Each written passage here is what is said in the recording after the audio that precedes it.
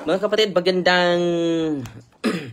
magandang araw po at hindi lang physical protection ang gawin natin. Tama yan na may physical protection tayo at makinig tayo sa mga advices ng mga eksperto, mga kapatid. Pero ngayon, magsagawa din tayo ng spiritual protection. So ngayon, bago lang ako natapos sa pag-deliverance sa parokya natin, I ask the powerful intercession of all our guardian angels, the guardian angels of all my parishioners here in Lila, Bohol, all the guardian angels of all the parish priests and all the priests of the diocese of Tagbilaran. I ask to protect the whole diocese, especially the provinces. I ask also the powerful guardian angel of all the politicians, to protect us. So, tinatawag natin yung mga guardian angel natin. Yun yung role ng mga guardian angel natin eh. So, hindi lang physical preparation natin ngayon, kundi spiritual preparation din. Lalong-lalo na may bagyo. So, ito yung gagawin natin. At yung prayer po, pinupost ko na po sa Facebook page natin. Pinupost ko na po. Ito, pinipin ko pa para magamit nyo po. Okay? At mag-bless tayo ngayon, mga 10. Mga alas 10, mag-bless tayo ng mga sacramentals ninyo, ha? So, gamitin nyo po itong Holy and Exorcised Salt. Ang unang gumamit nito, si Prophet Eliseo po. Prophet Eliseo po. At, sana nakaprepare na kayo dyan, ha? And then, gagamitin natin ito. Yung mga sacramentals natin. Malaking tulong po yan. Mga 10, mag-bless ako. So, ngayon, bago lang ako natatapos, mga kapatid, sa blessing natin sa kumbento. Sa kumbento. Binibless ko po yung kumbento natin. Para sa para naman magamit natin. So sa experience ko talaga sa Udet, na-amaze nga ako eh. So hindi ko na-deliverance yung kumbento. Ang na-deliverance ko dahil naabutan ako ng bagyo doon sa office sa Anas Valencia, Bohol. Hindi na po ako nakapag-travel. Then after sa deliverance namin, kumain kami. After sa pagkain namin, dumakas na. Doon tumubli na yung lakas. Hindi inaasahang lakas, mga kapatid. Hindi inaasahang lakas, mga kapatid. So, ngayong mga oras na ito ay mag-bless tayo, ha? Okay, mag-alala. Para magamit ninyo po ito. At gagamitin natin ito with great devotion po para lalaki yung pananampalataya natin sa Panginoon. May mga visible element talaga gagamitin natin. At yan ang ginagamit ng mga sa 2 Kings. 2 Kings, basahin natin ito.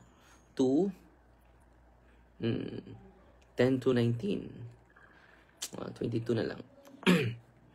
Grabe si Prophet Eliseo ay gumamit ng salt. At napigilan niya at naging instrumental po yung holy salt na ginagamit ni Prophet Eliseo. Mababasa natin ito sa 2 Kings chapter 2 verses 10 to 22. So sa huling banda nito ay mag-bless tayo ng mga rock salt, olive oil at tubig. Sa mga hindi na makapunta sa kadilang mga pari dahil nag-prepare na. So hindi lang physical preparation ang gawin natin. So, hinikayat ko din yung lahat ng kaparian na magsagawa ng prayer. Tatawagin natin yung mga guardian angels natin. Guardian angels na mga kaparian sa buong diocese. Dahil tutulong nga yung mga anghel na hindi natin tatawagin. Lalong-lalo na magkaisa tayo. Natatawagin natin yung guardian angel ng mga pari.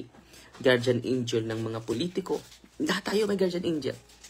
No? At ina-assign ng Panginoon yan para sa atin, no? So ito yung mga kapatid, yung talata sa mga sacramentals, lalo na yung salt. Lalo yung salt, mga kapatid. Okay? So ito ang nakasulat. So sa mga kalamidad, mga kapatid, gagamitin natin yung mga sacramentals. Okay, just for instance, mga kapatid, sa panahon ni Prophet Eliseo, basahin natin, ha. 2 Kings chapter 2 verse 10 to 22, sinabi ni Elias, mabigat ang hinihiling mo, ngunit kung makikita mo akong iakyat sa langit, makakamtan mo ito. Kung hindi mo ako makita, hindi mo makakamtan. Habang siya'y naglalakad at nag-uusap, dumating ang isang karwahing apoy na may mga kabayong apoy at pinaghiwalay sila. Si Elias ay inakyat sa langit sa pamagitan ng ipo-ipo. So si Prophet Elias ay dinala na doon sa langit. Nakita ito ni Eliseo. Si Eliseo si Eliseo ay siya yung successor ni Elias. At sumigaw siya, ama ko, karwahe at mga ngabayo ng Israel. Pagkakita niya rito, hindi na niya nakita si Elias. Kaya pinunit niya ang kanyang damit, biglang tanda ng dalamhati. Ito nawala bigla si Prophet Elias. Pagkatapos pinulot niya ang balabal ni Elias na nalaglag at bumalik siya sa pampang ng Jordan. Hinampas niya ang tubig ng ilog Jordan gamit ang balabal ni Elias at sinabi, nasaan na Panginoon ang Diyos ni Elias? Hinampas niya ang tubig at nabiyak ito. Kaya siya ay nakatawid. So na divide yung tubig at then tumawid siya. Nang makita ito ng mga propeta mula sa Jericho na sa tapat ng pampang, sinabi nila ang espiritu ni Elias ay sumasa kay Eliseo. Kaya sinalubong nila siya at nagpatira pa sa harapan niya. Sinabi nila, narito may 50 malakas na lalaki rito. Hayaan mong hanapin nila ang iyong Panginoon. Baka dinala siya ng Espiritu ng Panginoon at inihulog sa isa sa mga bundok at sa isa sa mga libis. Ngunit sinabi ni Eliseo, huwag na ninyong ipadala sila. Ngunit patuloy silang nakiusap hanggang sa siya ay mapahiya. Kaya sinabi niya, sige, ipadala ninyo. Kaya nagsugo sila ng 5 lalaki, 50 lalaki na 3 araw naghahanap. Ngunit hindi siya nakita.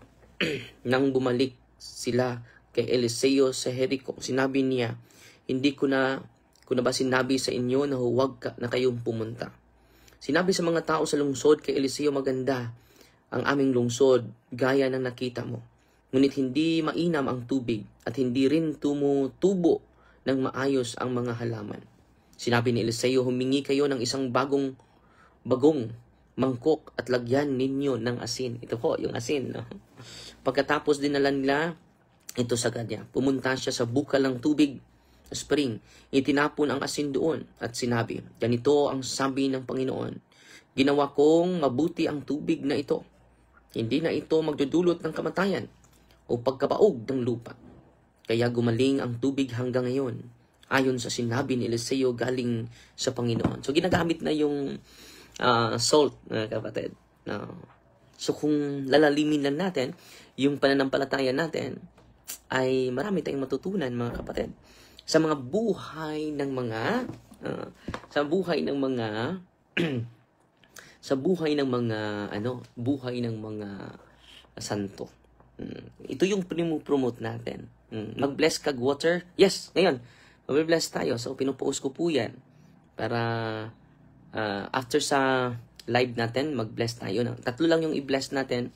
Yung salt, yung tubig dinyo, at yung olive oil. So, unang-una, ano yung role ng mga anghel, mga kapatid? Ito yung dapat natin na dapat natin ilagay natin sa isipan natin. Tawagin natin yung mga guardian angel natin. Hindi lang sa oras ng sakuna. Hindi lang sa oras ng bagyo. Kaya nga araw-araw ako tumatawag sa guardian angel ko. Alam nyo, yung mga pari, yung mga politiko, additional guardian angel yan. Pero ang problema natin, hindi natin tinatawag sila eh. So paano tayo matulungan? Hindi natin sila tinatawag. Okay? Sabi ni Saint Jerome, sabi niya, the great dignity of souls is considered in this, that each one has from birth an angel assigned to guard it. So yan po yung, grabe yung dignidad bawat isa natin. Bakit? Bawat isa sa atin, tignan na, bawat isa sa atin, may assign na guardian angel.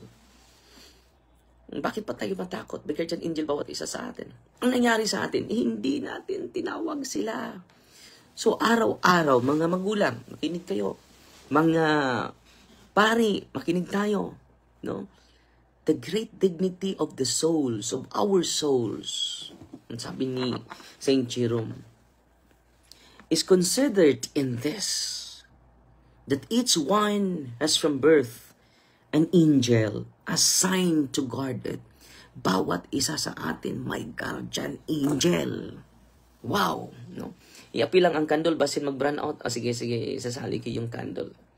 Okay? Si Saint Basil the Great, beside its believer stands an angel as protector and shepherd leading him to life. Sino nagsabi nito? Mga santo.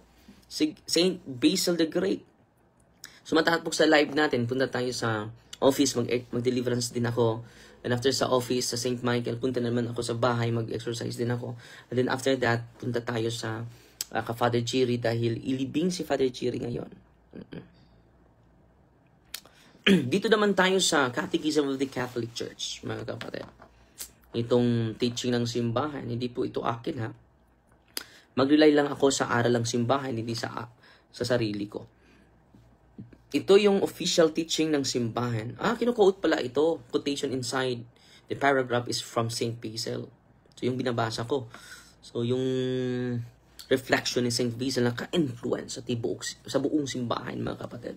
Sabi dito, from its beginning until death, human life is surrounded by their watchful care and intercession. Take note ha, tayo po ay surrounded by their watchful. From its beginning ha, until death po ito. Ang ganda. No? Maka-inspire, no? Maka-inspire po ito mga guardian angel natin. From its beginning until death. Kahit hindi ka Katoliko, kahit hindi ka Kristiyano, kahit yung mga Santanista, may guardian angel yon. From its birth. Kailan nagsimula yung mga anghel? Not from baptism. From its beginning, from your birth, kahit hindi ka Katoliko, kahit hindi ka Kristiyano, kahit Satanista ka pa may guardian angel ka, from birth, not from baptism. Human life is surrounded by their watchful care and intercession. Beside its believer stands an angel as protector and shepherd leading him to life. Meron tayong mga guardian angel, mga kapatid. Hindi pa tapos. Hindi pa po tapos yung blessing. Already here on earth, the Christian life shares by faith in the blessed company of angels and men united in God. So, hindi lang yung guardian angel natin, pati na yung mga banal na united. Kaya nga, sinasali natin doon yung intercession ng patron saint mo. Secondary patron ninyo sa parokya. May primary patron yan. May secondary patron yung parokya natin. Ako din may personal patron. Tinatawag ko din. Yung personal patron ko, si Saint Anthony Maria Claret, si Saint Rose of Lima, si Saint Mother Teresa. Ito yung tatlong personal saint ni Father Darwin. Okay?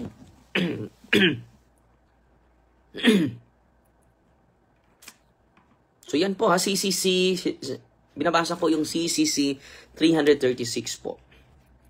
So ang ganda ng sinabi ng mga church fathers natin, no? Dito muna tayo sa talata, sa Bible Foundation, mga kapatid. See Matthew chapter 18 verse 10. Si Jesus na po, ang ating Panginoon na po, ang nagsasabi nito. See that you do not despise one of these little ones, for I tell you that in heaven their angels always behold the face of my Father who is in heaven. So meron yung mga bata, mga kapatid, ay yung mga guardian angel nila. I tell you that in heaven their angels always behold the face of my Father who is in heaven. Grabe yung mga bata, no? May dandun yung guardian angel nila sa harapan ng Panginoon. Hindi basta-basta yung mga guardian angel nila, no? Dito naman tayo sa bro, pwede tubig. Dito naman tayo sa Psalm 91 verses 11 to 12. For he will command his angels concerning you to guard you in all your ways. And they will lift you up in their hands so that you will not strike your foot against a stone. Wow! Ang ganda. So, anong sinabi dito? Biblia na po ito ha. Psalm 91, 11, 12. Chapter 91, verses 11 to 12. For he will command his angels concerning you to guard you in all your ways. So bakit pa tayo matatakot? Sinabi nila, Father, mag-hire ka ng bodyguard, security guard. Hindi na. Libre lang ito. Walang bayad pa. Grabe. Sana po ay na-enjoy kayo sa spiritual truth of our faith. Hindi sapat yung physical preparation lang. Makatulong yon. Pero wag din natin kalimutan ito, yung spiritual preparation natin sa paghanda natin araw-araw. Hindi lang during sa kalamidad ha, kundi ni araw-araw.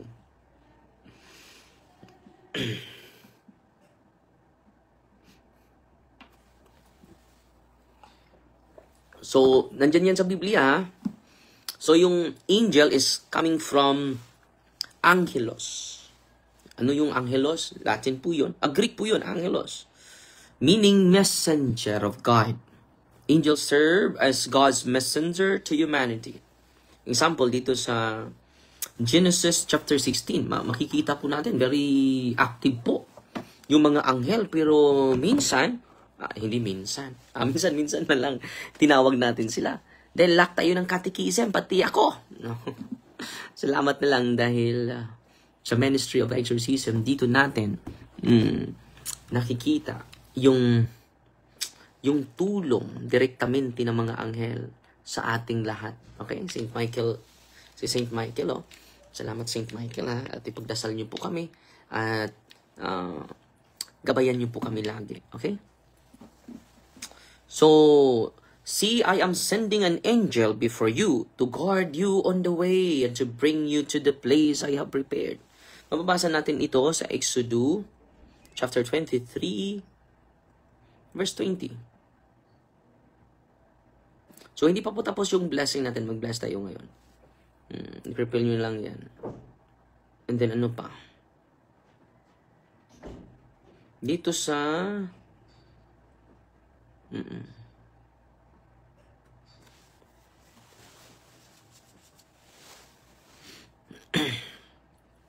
sa Acts of the Apostles, babasahin natin ito.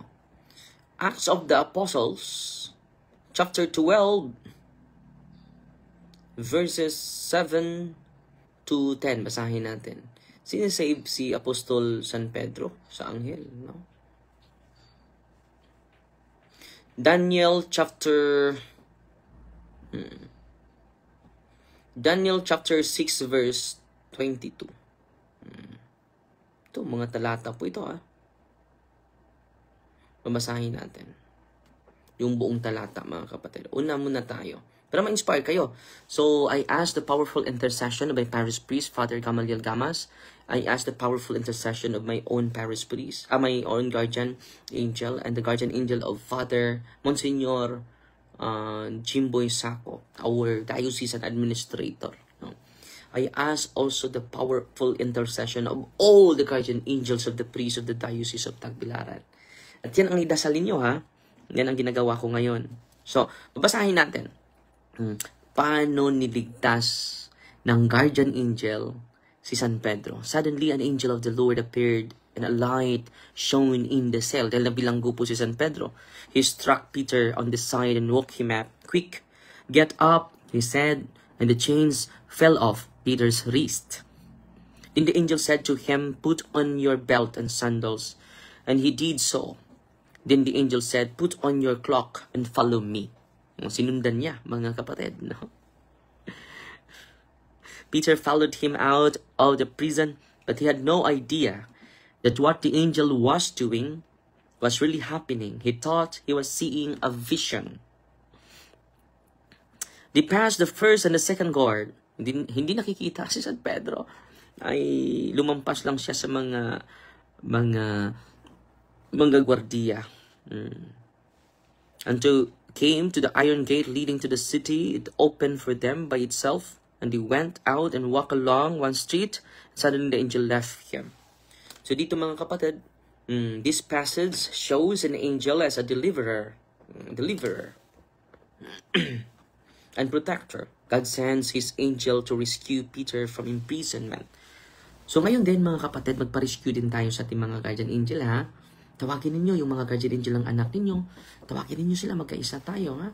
At nandito din yung Prince of the Angel. So dito naman tayo sa last na talata, dahil mag-bless na tayo ha. Last na talata, mag-prepare kayo ng salt, water, olive oil, at candle. Para magamit niyo kapag mag-burn out, meron kayong magagamit. So dito naman tayo sa Daniel chapter 6 verse 22. My God sent His angel and shut the lions' mouths so that they have not hurt me, because I was found blameless before Him. And also before you, O King, I have done no wrong. So ang gawin natin, mag-repent tayo ha. Let us ask for yung act of contrition, no? Bago gawin ang misa, makatulong yun, no? So ito yung i-pray natin ngayon bago tayo mag-deliverance ha. Ito yung traditional act of contrition. Oh my God, I am heartily sorry for having offended Thee, and I detest all my sins because I dread the loss of heaven and the pains of hell, but most of all because they offend Thee, my God, who art all good and deserving of all my love. I firmly resolved, with the help of Thy grace, to confess my sins, to do penance, and to amend my life. No? Yan po ay about sorrow for my sin and firm purpose of amendment and trust in God's mercy and grace before doing the act of deliverance, mga kapatid. So ipopost ko din dito before praying the prayer of deliverance, mga kapatid. Isasali natin ito, yung act of contrition. Hindi ko ito nalagay. Sana po ay nakuha nyo po itong ano natin.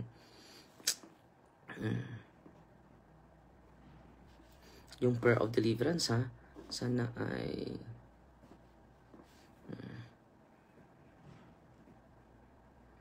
nakatulong po ito.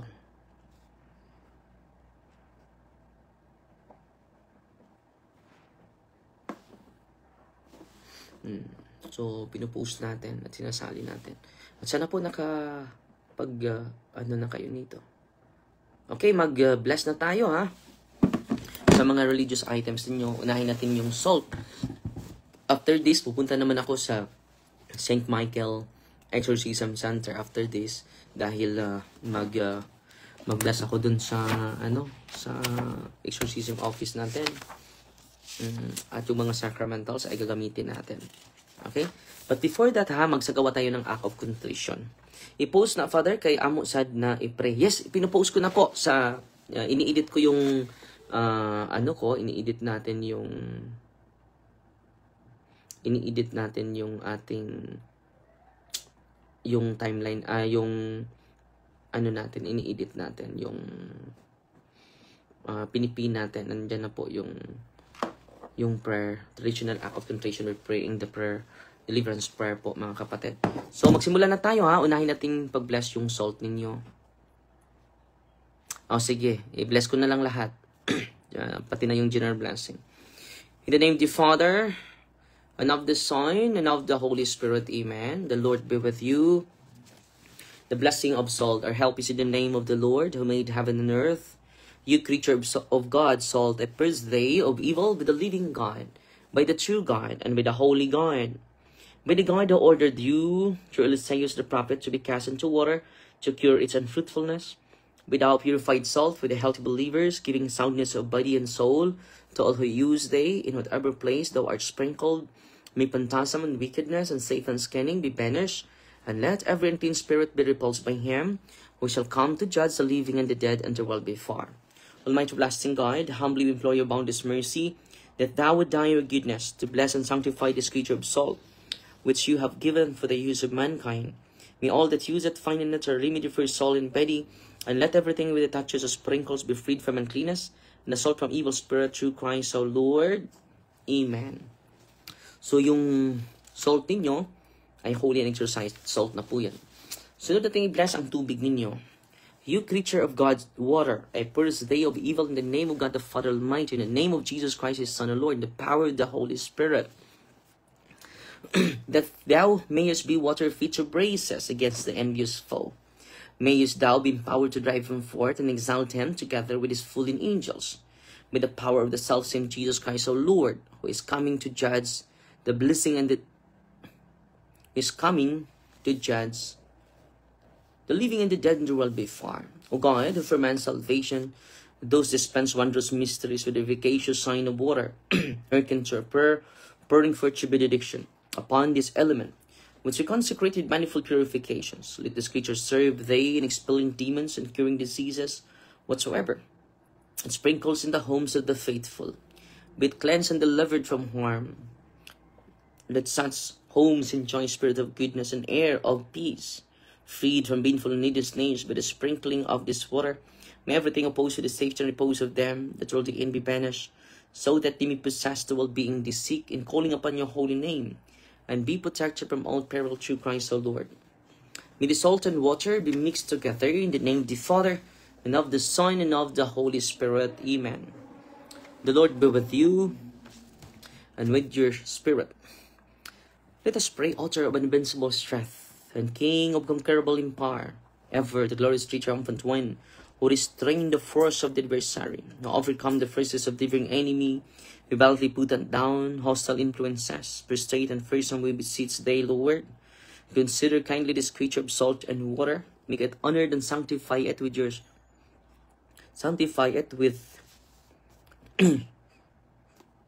with the dew of your sweetness. Wherever they are sprinkled in your name, may devilish infection cease, venomous terror be driven afar. But let the presence of the Holy Spirit be ever with us as we implore your mercy to our Lord Jesus Christ, our Son, who lives and reigns with you in the unity of the Holy Spirit, one God, forever and ever. Amen. Sunod nating i-bless ang olive oil ninyo. Our help is in the name of the Lord who made heaven and earth. Itong mga sacramentals, mga kapatid, mga extension lang po ito. Pero nag-invite po ito sa atin to deepen our faith, to deepen our love to God. No? Mga instrumental lang po ito. Sunod natin i-bless ang olive oil po ninyo. Our help is in the name of the Lord who made heaven and earth. God's creature oil, I cast out the demon from you, beget the Father Almighty, who made heaven and earth and sea and all that they contain. With the Osiris power, the devil's legions, and all Satan's attacks and machinations, be dispelled, driving afar from this creature oil. Let it bring health in body and mind to all who use it. In the name of God the Father Almighty, in the name of Jesus Christ, His Son, the Lord, in the power of the Holy Spirit, the Advocate, as well as the love of the Saint Jesus Christ, our Lord, is coming to judge both the living and the dead in the world before. Lord God Almighty, before whom the hosts of angels stand in awe, and also live service with acknowledgement, please you to regard feebly and to bless and hallow this creature oil, which by power has been pressed from the juice of olives.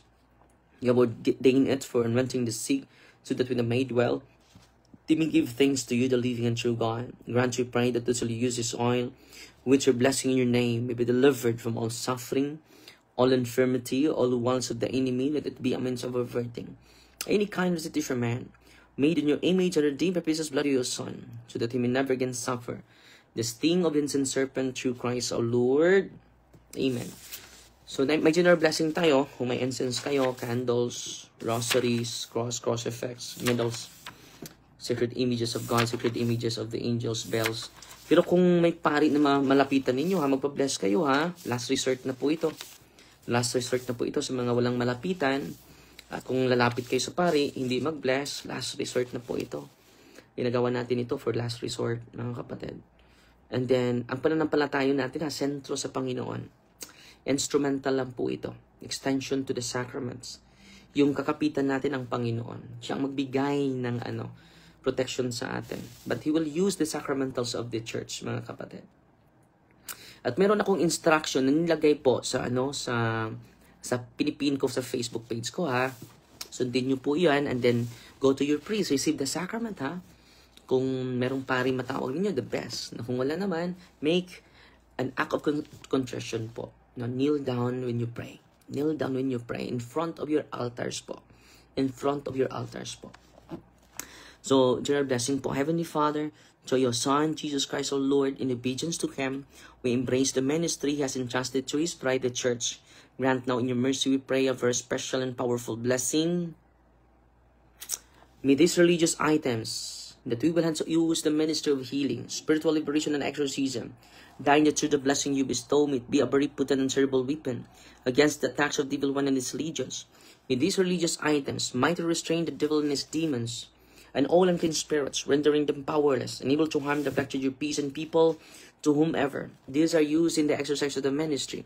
Wherever it is kept, unclean and diabolic spirits flee in fear, never daring to harm, nor even approach. This we ask in the name of Jesus Christ, our Lord. Amen.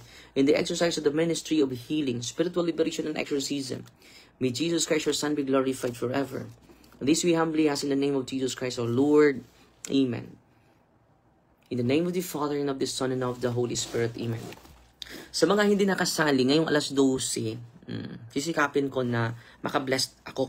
No? Sa mga hindi pa, o kasali na po yun, yung mga handbook. General blessing yung huli, mga kapatid. So mga kapatid, sa mga hindi nakapag-bless, no?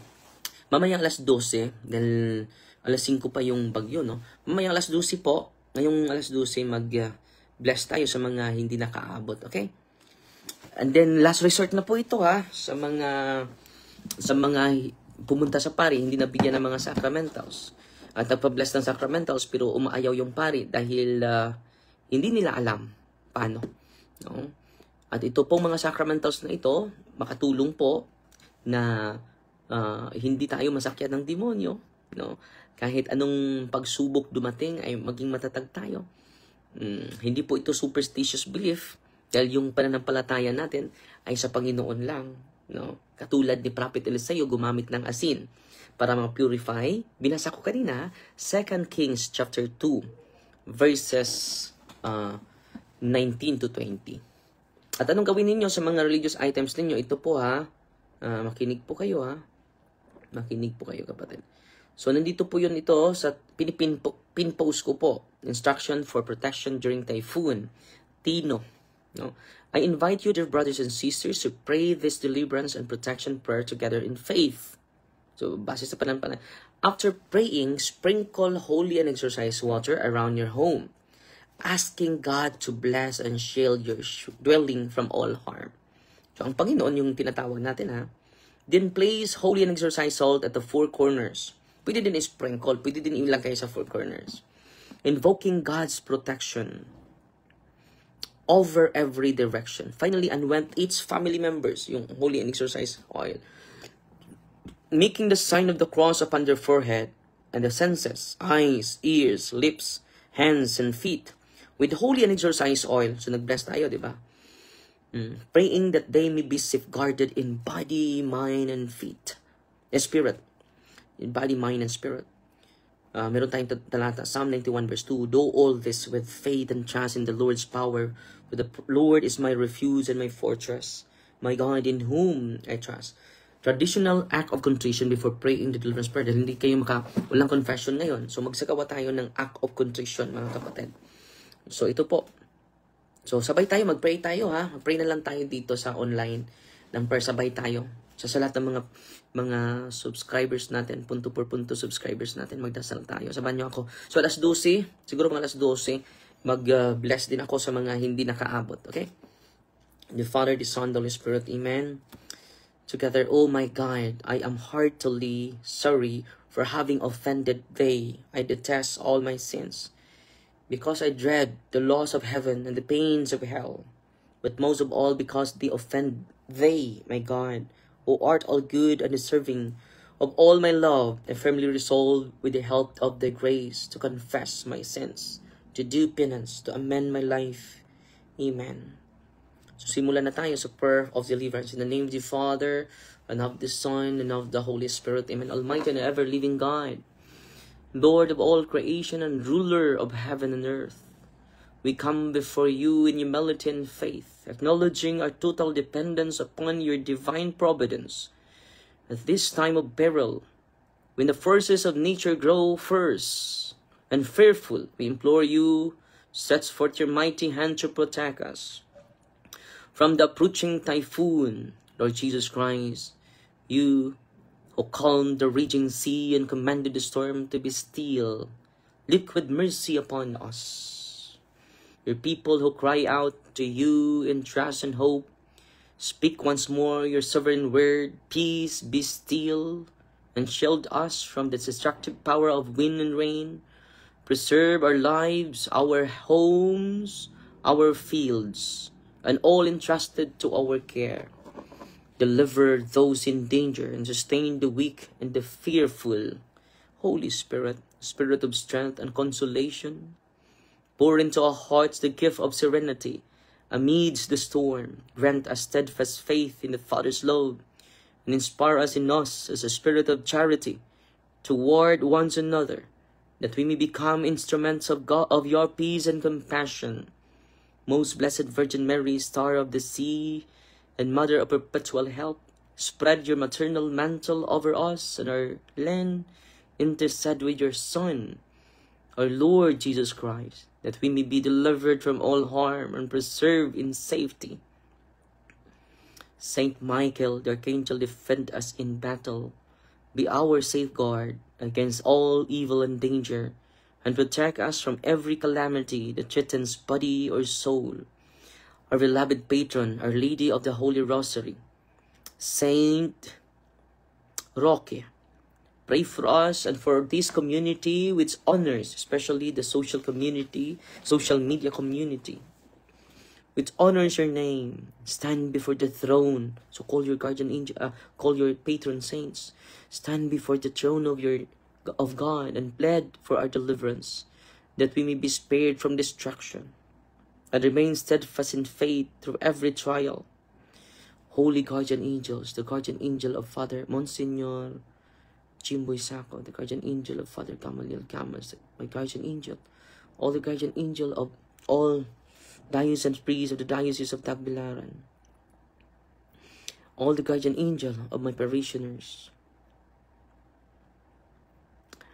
faithful protectors appointed by God, surround us with your heavenly light, guard us from all danger, lead us to safety, and bring peace to our hearts. Heavenly Father, in your boundless mercy and compassion, hear the prayers of your children. Grant that this typhoon Tino may weaken and pass us by without harm. And all the guardian angel of the governors, Aris Aumentado, Vice Governor, Congressmen, BM, and all mayors, we ask the powerful guardian angel of all the politicians to protect us. Heavenly Father, in your boundless mercy and compassion, hear the prayers of your children. Grant that this typhoon Tino may weaken and pass us by without harm.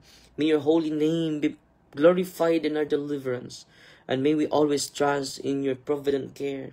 Through Lord Jesus Christ, your Son, who lives and reigns with you in the unity of the Holy Spirit, God forever and ever. Amen. Our Father, who art in heaven, hallowed be the name, hallowed be the name, thy will be done on earth as it is in heaven. Give us this day your deliverance, and forgive us our trespasses, as we forgive those who trespass against us. And lead us not into temptation, but deliver us from evil. Amen. Hail Mary, full of grace, the Lord is with you. Blessed are you among women, and blessed is the fruit of the womb, Jesus. Holy Mary, Mother of God, pray for us sinners, now at the hour of our death. Amen. Glory to the Father, to the Son, and to the Holy Spirit, to us in the beginning, is now, and ever shall be, word without end. Amen. In the name of the Father, the Son, and the Holy Spirit. Amen. The Lord be with you. All of you will be protected by our guardian angels, our patron saints, and for all the archangels, Saint Michael, Gabriel, Raphael, be with us always. And most importantly, the Father, the Son, and the Holy Spirit are always be with us. Amen. So huwag kayong matatakot ha. Continue to pray. And also sa mga nandyan sa gilid ng ilog, transfer na po kayo sa mga isla, evacuate na po kayo. Mas mabuti na makinig tayo din sa ating mga kinaukulan, yung mga leader natin. And then, doubly na dasal, mga kapatid. Doubly na dasal po. Okay? So, pupunta pa kami sa office for deliverance of the place, and then after that, punta ako sa bahay ko for deliverance of my house dahil wala tayong schedule. And then, alauna, ililibing si Father Jerry. Father Jerry Salisi. So, ipagdasal natin. And then, ang nanay din ni Monsignor Malanog. So, mag-responso din ako ngayon. So, in the name of the Father, the Son, the Holy Spirit, Amen. May Almighty God bless all of you, all the supporters or the son and daughter of God. I seal you to the most precious blood of Jesus Christ. Amen. Mag-igat po kayo, magdasal tayo ng rosaryo, ha? God bless po, God bless. So, mamaya alas 12, mag-bless ako sa mga hindi na bless. Okay, God bless.